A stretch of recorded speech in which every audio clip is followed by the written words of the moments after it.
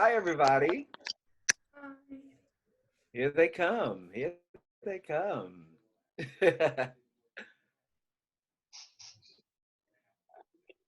Hi. Wow. Oh my god. Hi. Hi.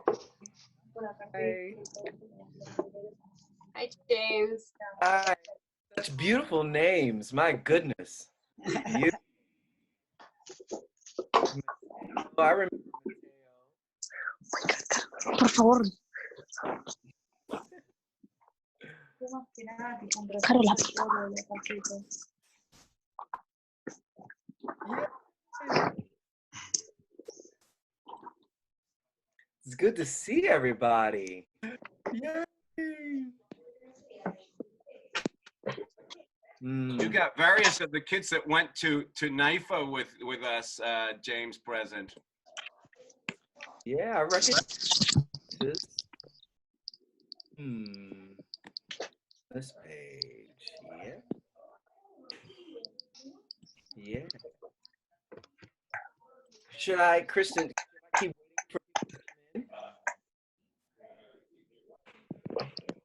in? Let me mute everybody else. Everybody else, please mute your mics so that James is the only one speaking with me, okay, as moderator. So please mute your mics, everybody.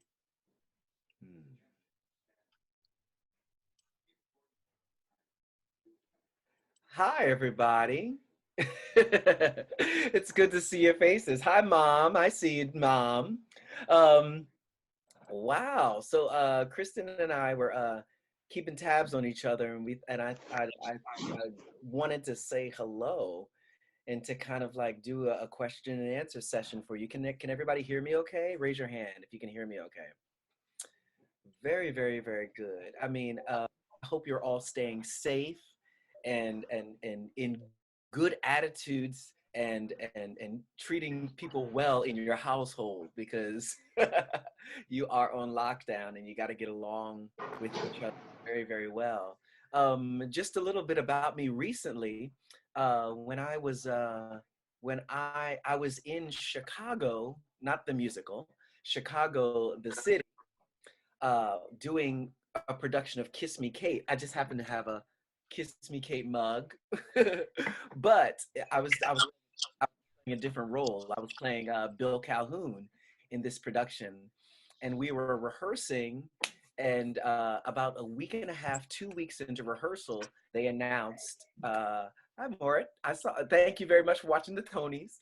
Uh, I saw they announced the quarantine, so I had to drive all the way back from Chicago. It was a 13-hour in the car by myself all the way back to New York City. Now I'm in quarantine with my two cats and my partner, and here we are for the past 4 weeks. I think we've been very interesting. But I just wanted to like talk to you, and I understand that you have questions prepared, and love to hear them. So who's up first? Just unmute yourself and go for it. Is that the way we should do it, Christian? Yes, yes, that would be great. Raise your hand and I'll say, Catalina, go ahead. Oh, Catalina, make sure you unmute yourself. How was it at the start? Like when you were just starting, just getting into the industry and everything related to that? Yeah, now I have a question for you. Do you mean when I first started as a little boy or getting a Broadway show? Unmute yourself. Getting to Broadway show. Getting a Broadway show. Okay, so well, what we have, I don't know if you have it in Argentina, we have open calls. So it means like everybody and your grandmother can be there at the audition. Like your grandma's there, you know, the dog Rufus is there, everybody's there. And I went to an open call for a chorus line, and a chorus line, but I didn't look closely at the piece of paper. And when and so I'd come from Philadelphia, where that's my hometown, Philadelphia, Pennsylvania, and I travel on the bus. It's like a 2 hour drive, a 2 hour ride. And when I get to the door of Ripley Greer Studios, where a lot of auditions happen, I go to the door and I look at the notice, and it says, "Open call for Deanna's and Paul's," which are the Hispanic characters of the show. I was like, oh my gosh, what am I gonna do? So around the corner comes Natalie Cortez. Now, Natalie and I were in Cinderella, on the national tour of Cinderella with Eartha Kitt a long time ago. And so we were on tour together. And she says to James, "I'm so glad to see you. It's so good to see you. Glad you're here. Of course, line, you're going to get the job, blah, blah, blah." And I was like, "Natalie, it says they're looking for Paul and Deanna." And she looks at me and she says, "Well, what are they going to do? Throw you out? Just stay. Stay for the audition." And because I stayed, and because of a good friend like Natalie Cortez, I got my first Broadway show. So it was through friendship and me listening and not succumbing to my fear of, because I thought I wasn't going to be embarrassed. I thought I was like going to be out of place and like wrong, and like I read the directions wrong, and I just saw open call a chorus line and I wanted to go, and then when I got there and I saw that it was for Deanna's and Paul's, I was very upset and embarrassed. But what happened, Catalina, is that because I was the only one that looked like this, I stood out because there was nobody who looked like me, and there was nobody who was up for the role of Richie in the room. So all eyes, they were looking at Deanna's and Paul's, but when it came to Richie, I was the only person that they were looking at. And the auditions had been going on for over a year already, a year, because it was a big deal. A chorus line was coming back to Broadway. Everybody, like I think 20,000 people auditioned for the show over the course of a year and a half. 20,000 people. There's a documentary called Every Little Step that has all that. I'm in it like a blip. I look like this. I go like this. Shoo. Like that's it. Like, but I got the job, so I don't care. But I'm so glad I stayed, and it led to my first Broadway show. Next question, raise your hand. Kata. There we go. I have two questions. One is, how did you get to Gerard? How did I get to what? Gerard. Gerard. Wait, I don't know if I said it okay. Wait. Okay.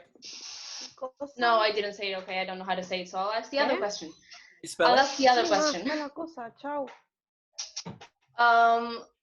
How is it like doing all these revivals? Like you're doing a lot, like you did a couple of revivals. How is it like when you're doing like new shows, or like shows that have never been seen before? I assume it's different than doing like revivals. So how is it like that difference? Well, that's a great question. Am I pronouncing your name right, Kata? So that's a really good question, because it's a different process and it's a different feeling. A chorus line is so iconic. So there's a lot of you kind of like, this is the box that a chorus line is in, and you're in that box. You are that role. The way that you interpret it, it's very little wiggle room for what the show is. They did allow me one thing. Instead of the iconic line pose where everybody's in a line and everything, I switched my line pose to make it my own to the other side, to make it my role. And but it's very tight in the parameters of the interpretation of the role. Also, the time frame that you have in creating and recreating is very, it's kind of limited. It's like everybody knows it. It's already created. There's no one's creating in the room. So those are two really big differences. when I was creating a role, like the Scottsboro Boys, like the role that I played in the Scottsboro Boys, Ozzy Powell and Ruby Bates, there's this kind of creative energy that is what actually I'm here to do. We all are. You are at PASTUDIO because you are creative beings. Like you want to create. We have these guidelines. We practice these plays. We do these techniques. We listen to the Shakespeare. We do the shows. They are guideposts so that when we go out into the world, we are creative beings creating our own stuff. But you got to know where the stuff comes from, and that's why the stuff is there. But when you are in creation of a show, it's really magical. There's ownership, there's responsibility, unlike just the responsibility of showing up and doing the job. You are responsible for putting forth a greater effort. Like you have value, you've invested much more of yourself in the piece.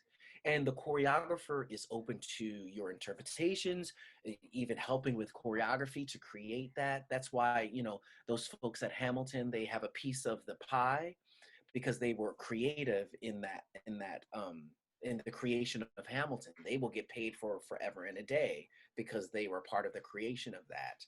So that's a really powerful position to be, an original member of an original Broadway cast or something that you create. Um, and you know, there was a moment like John Kander, who wrote the music for Chicago and Kiss of the Spider Woman, you know, Cabaret. You know, we were all on stage for in the technical rehearsals, and you know how technical rehearsals can be. It's like you know, like it's tech. You know, and you know, you eat lots of bad things, you go to sleep at crazy hours, you're really tired. But I was doing my solo and I was doing a really high kind of thing with my voice. And John Kander came down to this front of the stage and he was like, I like that, keep that in. You know, and that's like where you want to live. That's like, you know, now it's actually in the score, my improvisational, you know, thing that I was just playing around and having fun with. And that's a real honor because they're honoring the artist in you. They're honoring the creativity within you. And when you get a piece of that, you want more of that, you know, and you can do it at any level. You don't have to be at Broadway to create. You can create in your room in Argentina, you know, and now that this platform is here, everybody can be creative. You know, you can, you know, like Christian was saying, you know, folks are doing scenes and so it's just absolutely wonderful. You can create your own destiny. And this time is an opportunity. So you plant the seeds in this time so that in the fall, you're blossoming and you're growing and you're harvesting and you're reaping, you know. So this is the time in the quarantine to plant these wonderful seeds, and they will grow. They will absolutely grow with good intention and a great attitude. But I hope that answered your question, Kata. Good. Who's up? Next question. Matu. Hi, how are you? Hi, good. How are you? Fine. Well, I have three questions actually. The first one, what is Broadway looking for in new artists? What is Broadway looking for in new artists? Yes. Well, that question, that's a wonderful question, and it could go two ways. When people are creating new work, like a composer and a lyricist, they're looking for a person who can sing the notes, you know, and interpret it in a way that they've kind of envisioned in their mind, you know. And you know, but also Martu, am I saying that right? Martu? Maru. Martu. Say it again. Maru. Okay. It's fine. Okay. I'm learning too. I'm here to learn too. Um, you know, there's the other part of it is they want somebody to come in there and knock their socks off being who they are. You know, so you know, you don't call me in and I'm not gonna give you Billy Porter. Billy Porter is Billy Porter. You know, a Norm Lewis is Norm Lewis. You know, there's only one of those guys. I'm James, you're Martu. You know, like be who you are. And you know, you hear that a lot, but you're like, well, what does that even mean? Be who I am. It's just that the things that interest you know, explore them and cultivate them so that they can become yours. You know, if you love singing high notes, you know, really work on those high notes so that like when you walk into that audition and they need somebody with the high notes, you've got them in your own special way, sounding like who you are. You know, there's no need to imitate anymore, you know, and especially with such a wide platform nowadays, you can be who you are. They're looking for the next Martu. You know, that's the mindset that you have to go in with, you know, and you're valuable and you're creative, and that is just as good as anybody else. But you've got to be prepared, and you've got to back it up with the goods, with the talent. There you go. Next, let me look on this other page. Who is anybody? Oh, Morit. Yes, hi. Hi, good to see Hi. Good to see you too. I wanted to ask about how you feel about the way that Broadway is handling the quarantine with the Actors Fund and Broadway Cares, and what like your general thoughts about it. Well, thank you very much. You know, I can talk. I'll talk about it personally, and then I'll talk about it as a community as a whole. It's since I left Kiss Me Kate, I made a decision. Well, actually, since leaving King Kong, I had made a decision to only do roles. Like I wouldn't go into the ensemble of shows anymore. It's time for me to spread my wings and fly and not be scared to fall or not be scared to be without a job. You know, all of that can like play on your mind and you get scared and you're like, I want to stay in this job forever. But the pain of staying where I was, you know, was so great that I had to get out, and I'd risk the not having the job or not having a lot of money, and I'd risk that in order to fly. Back in August or October, I had about a 3 week break and I applied for unemployment. I don't know if you guys have unemployment there at all, but I applied for unemployment, and I only got to collect 1 week because there was a 2 week waiting period, and I only got to collect 1 week. But thank God I applied then because I could put it on a little break. And then I went to play Bert in Mary Poppins and went on to other things. So when the crisis hit, I already had an unemployment claim. So I just had to go on my computer and say, please start up again. And it was here. Now, that was my circumstance. And thank God for being God, because if I wouldn't have done that, I would have to wait. My friends are waiting weeks and calling 100 times a day to get on unemployment, to talk to somebody, they're having such a hard time. It's changing now, because the state had to hire all of these people and train these people to get, I think there's like 23 million people in the United States that are on unemployment. It's really, really high, and everybody's having a problem with it. But I just went, yep, and it was there, and I was like, oh, I can't believe my fortune, you know, that you know, like that foresight to just like, well, you know, I should apply because I'm out of work, and I did that, and it served a greater purpose. Now, for the larger community and Actors Equity, you know, the leaders of Actors Equity have really had to fight. First, there was a fight about getting 2 weeks severance from the Broadway League for the Broadway shows, and they finally got that.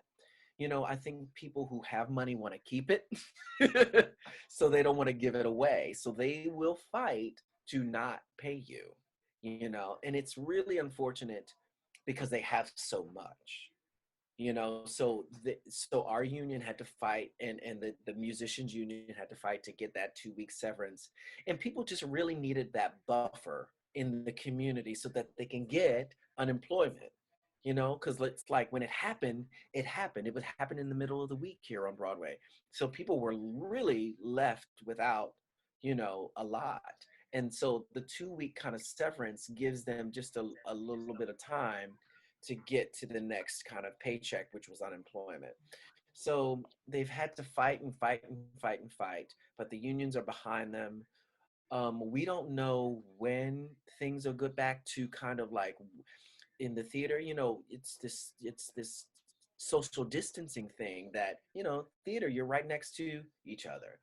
So I'm hoping that we are able to kind of like get to a point where we're closer together sooner rather than later. But we've got to be realistic and we got to be safe. But thanks for asking the question. Next question. Let me see who's got. Hi, Juana. Good to Hi. see you. Um, did you have a moment that it clicked that you wanted to pursue this career, or were you invested in the arts from the beginning? Well, that's a good question. I didn't know that you could have a career when I started dancing and singing when I was like 6 or 7.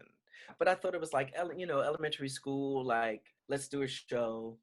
And but my godparents, when I was about in 3rd grade, they took me to see the Phantom of the Opera. And I just understand that Christian played the Phantom before. That's amazing. Well, I will say that that's my favorite show ever. It's the first show that I saw that I fell in love with. And that was the first time that I knew that I wanted to do this as a profession. I was sitting in the 4th row, and imagine being 9 years old, 10 years old, and that chandelier falls, and I screamed loud. I was like I didn't know what was going on, and then I was like, oh my goodness, you can do this as a profession. Like you can travel with people who are like you, and you can put on plays that you love and sing these songs. And then I found out shortly thereafter that there was an African American phantom named Robert Guillaume who played the Phantom in Los Angeles. And that's when my heart really opened to the fact that I could do it. Like somebody who looked like me can be the Phantom in the Phantom of the Opera. And I was like, I've got to do this. This is what I want to do. So I was singing Phantom of the Opera in my mother's basement, all loud, probably off key, but because the truth of the matter is I could always kind of move and dance. Like that's my first language, but I wasn't very good, but I had rhythm and I wanted it. And then because when I figured out that it was a profession, I was like, okay, I gotta develop this voice. So I really worked hard at the singing, and I just, really worked hard at it. And then I went to an acting program starting in the 8th grade.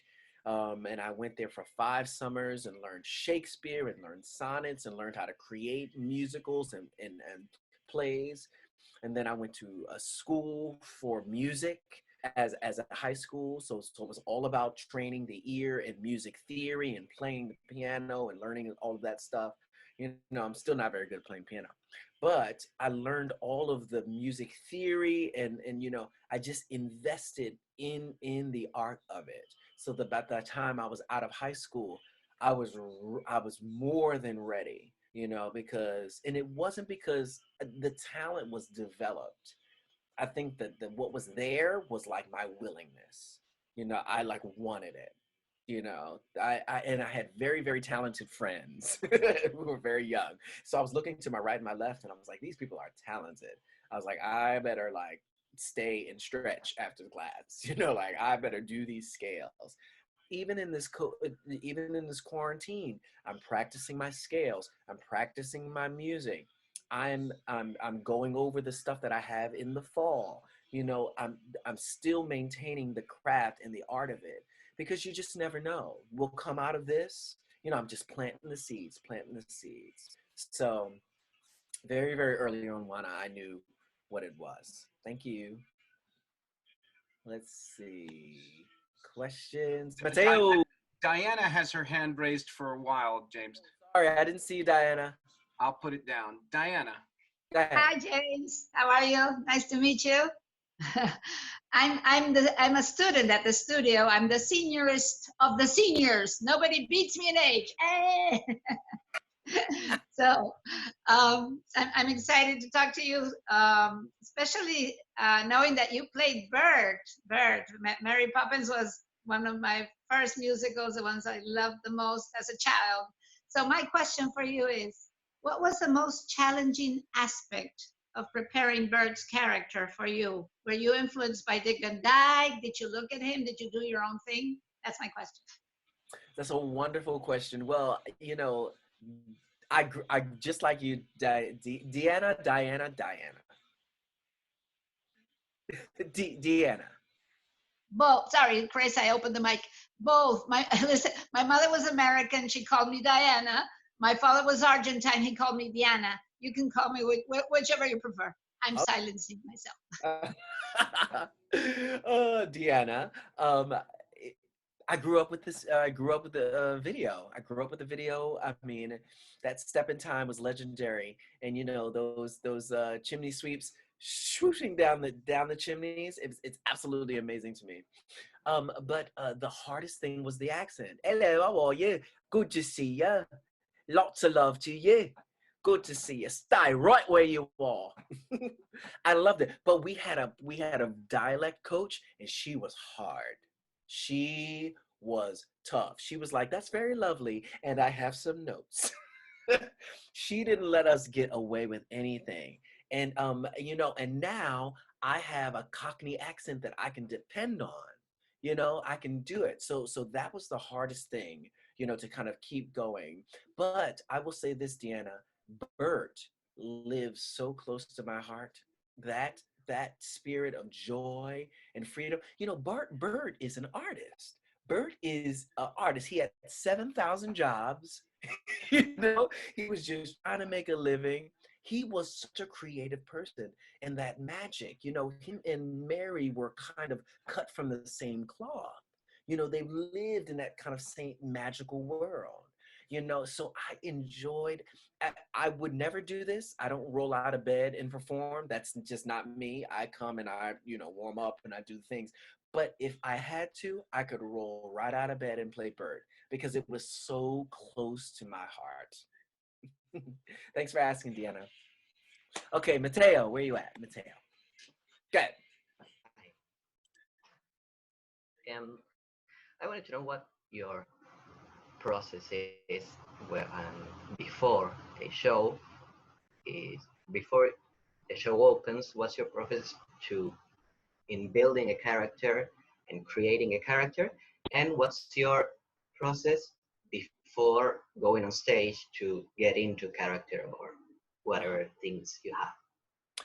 Well, that's a great question, Mateo. Because movement is my first love. It's my first language. I always look at the physicality of. I always create a physical score, a physical like characteristics about this guy. They always inform who I am, like what class of person that I am. Am I hunched over? Or, you know, Bert was very magical, so he had, you know, he danced a lot. You know, he not in necessarily in choreography, but the way his spirit moved. He moved in that way, kind of a magical character. So that's my way in mostly, you know, and I before the first day of rehearsal, I am off book. I know all of my lines because so that I can be free in the process of creating with other people. I can't create if I'm like this. Hello, how are you? Good to see you. You know, that does not you know, open up anyone to kind of creating in the moment. You know, so I have to have my music ready. I have to have my, you know, my lines ready, and then it grows and creates in there in real time. I always get to the theater, I mean, to rehearsal space early and warm up before rehearsal.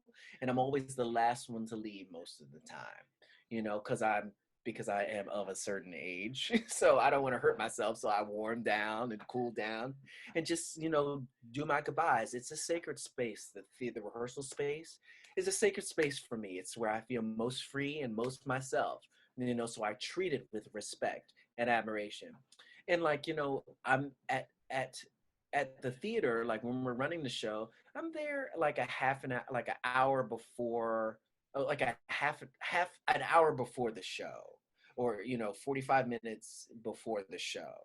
You know, no, that doesn't work. So like like I'll get, if the show's at 8 o'clock, I'm walking through the door at like 6:45, you know, and so that I have a lot of time, and I warm up till about 7:40, 7:45, you know, and I've usually done a vocal warm up before I go into the building because I have a loud voice, so I don't want to be disturbing anybody, like just doing all my stuff, you know, and you know, so I come in vocally warm, and then I do a physical warm up. I love to run the steps. I'll run the theater steps. You know, I just like that to get the energy going and getting the body ready.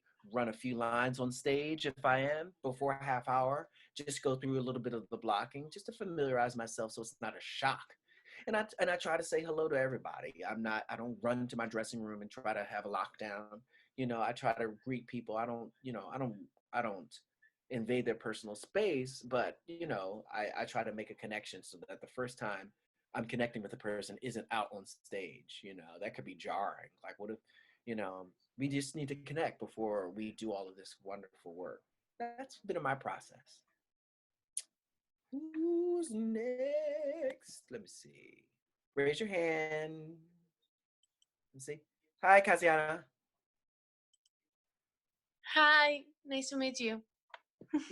Likewise.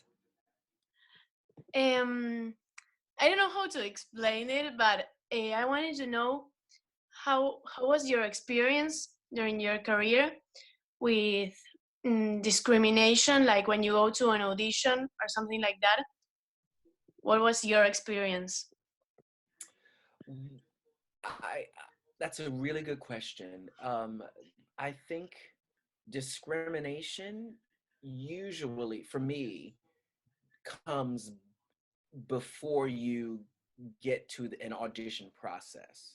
like maybe you're like maybe I won't be seen for a role because of what I look like, you know, like not be, they're not interested in seeing me, you know. And that's why Bert was so important for me, because they're in the history of Mary Poppins on a level. um there has only been one other African American or Black or person of color, Bert, in the United States. And you know, so that was monumental. So every time that I got to talk about it, or any publicity I did, I always talked about that very important fact to me, because it's I remember that little kid at the, you know, finding out that the Phantom was a Black guy, you know, somewhere in the world, and how powerful that was for me. You know, so it is very important for me to, after the show, to kind of like talk to the little kids so that they can see this face and that they can see that this is actually a real live person doing something of that magnitude, you know, second to last bow, speaking in an English Cockney accent, you know, like all of that stuff needs to kind of like be real, like tangible, like you can do it too. You know, boys dance too. That's a very, very important aspect. But discrimination happens before I'm invited. You know, sometimes I've had to push and be like, no, I really would like to see not this role, but that role. You know, not this role, but that role. You know, because ultimately, you know, especially sometimes when you're starting out, it's really hard to kind of like pave your own way. You know, but after a certain time, you say no to some things and you hurt some feelings, and you say, you know, and I want that opportunity over there. And then you go for it. And people will still be like, I want you as blah, blah, blah, blah, blah, blah, blah, blah. And you say, thank you very much, but no thank you. I want to do that. And you may have to wait a little bit, but your heart, you know, says yes, you know, when you stick it out. So that's where the discrimination lies for me. Yeah. Thank you. You're welcome. Let's see. I have a question, James. Okay. I have a question. What is your dream role and your dream musical? I mean, well, there's two: the Phantom and the Phantom of the Opera. The leading player in Pippin. Okay. I would love to play the leading player in Pippin. I almost, I was, someone asked me to do it this spring, but I had agreed to do Kiss Me Kate instead. But yes, Pippin is so good. Is um, is Ben Vereen sort of a role model for you? I mean, young Ben, I've heard that all my life. I've gotten to work with him a few times. Actually, on a show about his life, I played young Ben Vereen with him. He wrote it, and he's the reason, part of the reason why I'm here. hmm I think it was Zalu. Go ahead, Zalu. Yes, yes, you, Zalu. Yep. Hi, hi James. Hi everyone. My question is, what qualities do you think a working actor must have? You know, to be responsible, or maybe to be a hard working. You know. Well, I think consistency. You show up on time. You warm up your body so that you can produce what you're given or what you're created for the show. I think those and be kind and nice. Nobody likes a diva. We like a diva to talk about. We like, oh, that person's a diva. But being a diva is being. I mean, it's actually what we call a diva is not really the qualities of what what we're kind of describing. Like we usually think of a diva as like somebody who is mean, and that's really not a diva. Like, don't a diva is a person who owns their presence, and they are the grand dame or wherever they are, and they have that power, and they're wonderful, you know and that's a diva. But that other stuff of like, you know being demanding and not showing up and all of that, I wouldn't even call that a diva. So I would call that just being having bad I don't even know what the word is, but like not being good at it, not being a team player, so we don't want any of that. But you want to show up on time, you want to be prepared, you want to have the material ready to go so that you can create freely in the room. Mhm. Yeah. Luli. I was curious about what advice can you give to someone who finishes studying? For example, let's suppose that you already got into a good acting school and you graduated. What's Uh-huh. the first step? How do you know where to go to auditions? How do you know who to talk to? Because I feel like maybe you don't know what to do once you start to insert yourself in the working environment. Sure. I mean, well, you kind of have to have like a resource. I'm sure Christian knows a lot about, the business aspect of what's going on in Argentina to kind of like go out there. But I don't know if you guys have publications or newspapers or online places that offer auditions. You want to have representation. If you can have like an agent, because that is, do you know what an agent is? Agent? Yeah, it's like a person who um unmute yourself, Lily. Unmute yourself. Unmute yourself. There we go. What'd you There, say? I don't know. How do you know that you are talking to the right people, that it's not just someone trying to take advantage of you because Sure. you get That's over yourself and maybe you don't see the big picture, that maybe this person is not in looking for your best interest? great question. Ask your friends who their agents are, Hmm. and if you can get a meeting with their agent, and if they like their agent. That's a lot of it is word of mouth. I the agent that I currently have, she's known me from, for since a chorus line. And I asked someone in the cast about an agent, and she said, oh, you should talk to my agent, and we've been together ever since. So it's word of mouth, really. But an agent will definitely help you and point you in the right direction, or a manager. And but ask someone who has one already. And if even if you go to a show, You go to a show and you like somebody that you see, you're like, hey, can you talk to me about, the business, or, would you be interested in that? There's no harm in asking at all. And if that person is a kind person, they would say, oh my goodness, let's talk, or let's, here's my email, here's my Instagram, you can ask questions over, DMs. You can get the information that you need. You just have to ask. Yeah, and don't be shy about it, because it's your life. Don't be shy about it. Great. Yes, Surya. Hi.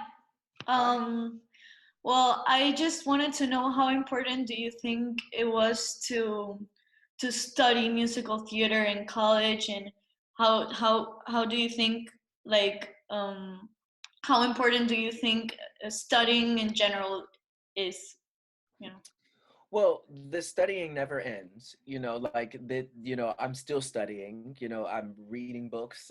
When I do my morning runs, in the morning, I listen to documentaries, Shirley Temple, Lucy Arnaz, the Nicholas brothers, Patti LaBelle, Luther Vandross. I'm listening to all these documentaries. I'm filling the well up in this time. I'm planting the seeds. The education is always continuous. I had a little bit of a different kind of path when it came to colleges. I started out at one college and it wasn't a good fit for me. And then I went to another college and I liked that better. And that's where I found my dance teacher, Spence Ford, who worked with Mr. Fosse. So I learned all of the Fosse vocabulary from her, and got a real handle on that. And then I was ready to go out in the world. I didn't finish school. I went to Europe and danced for about a year. And but if you need the training, you know, you need the training. So there you are. But if you're ready to kind of go out and make a life out of it, there's that too. Hold on one second.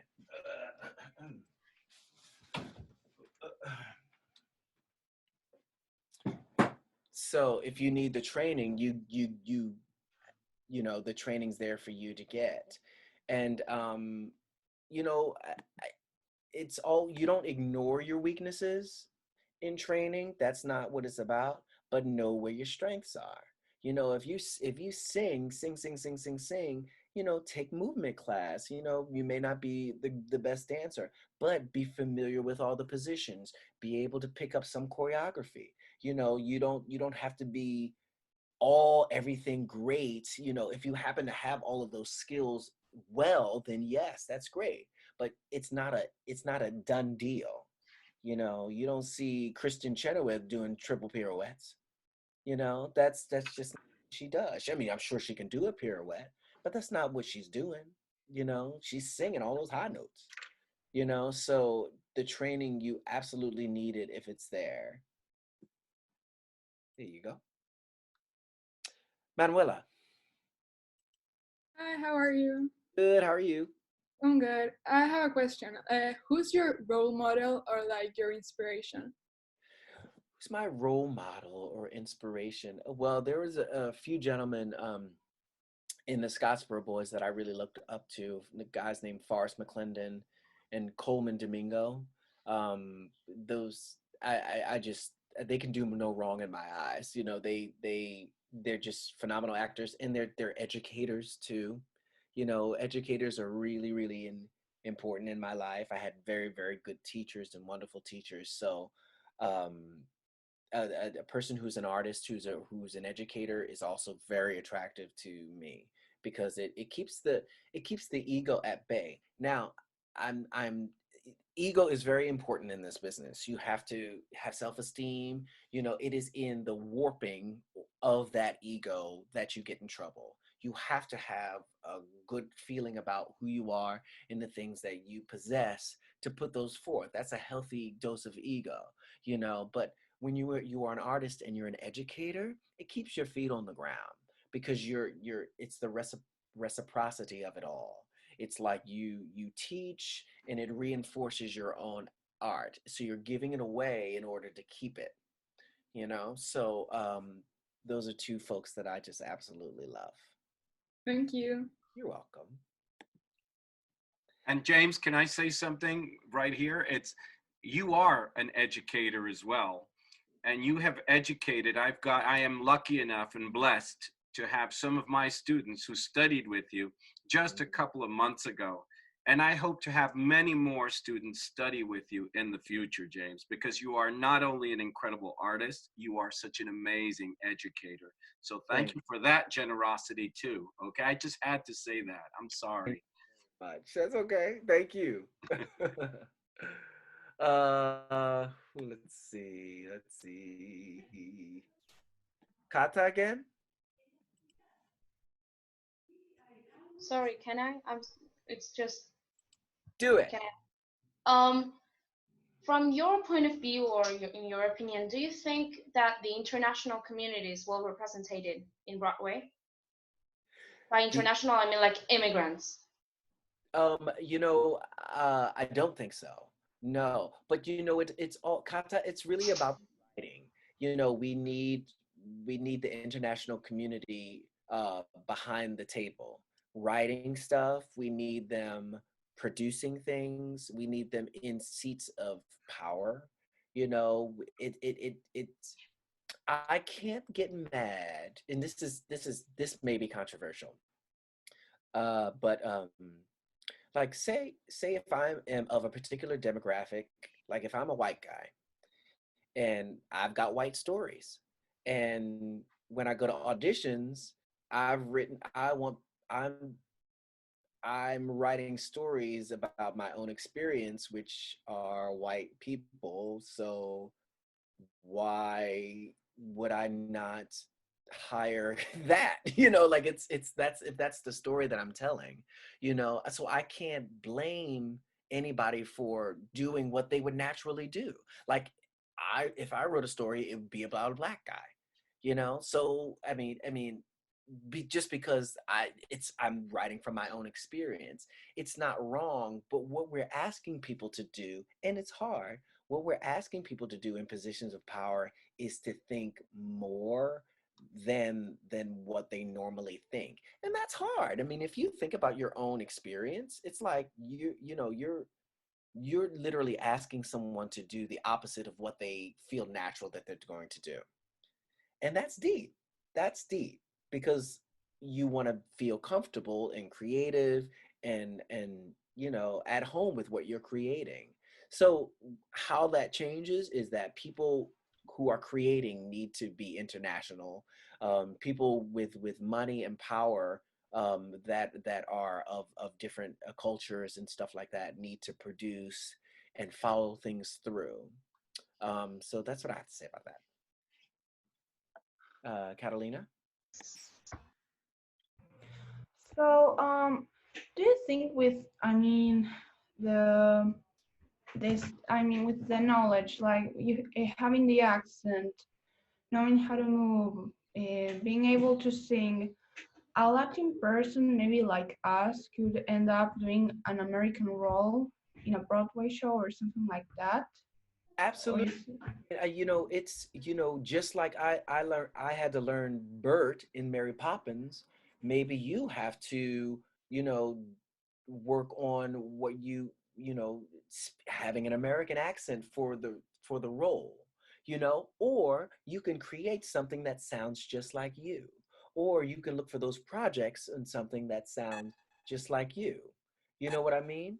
You know, it's a lot of ways that you can go there, but there's no closed doors. You know, the only door that closes is the one that you close it on.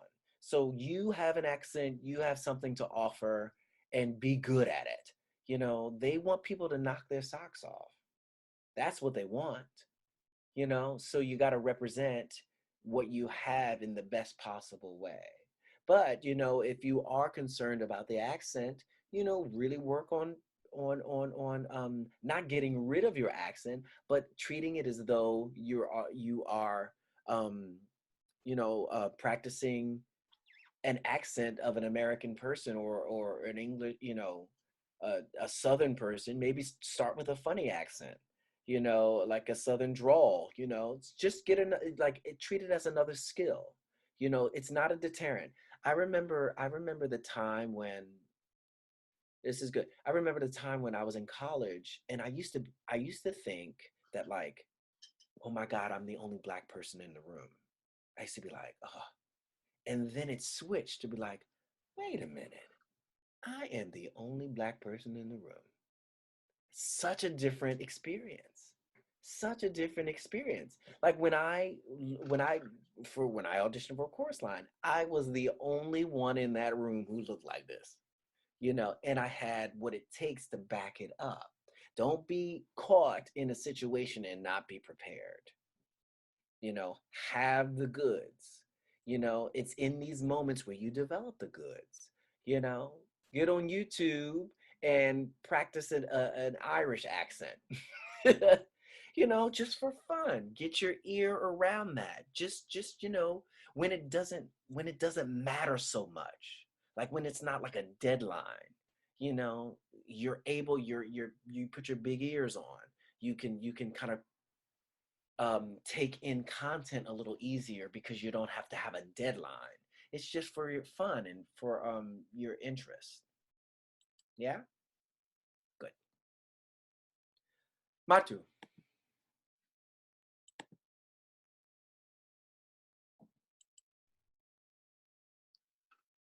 Is it?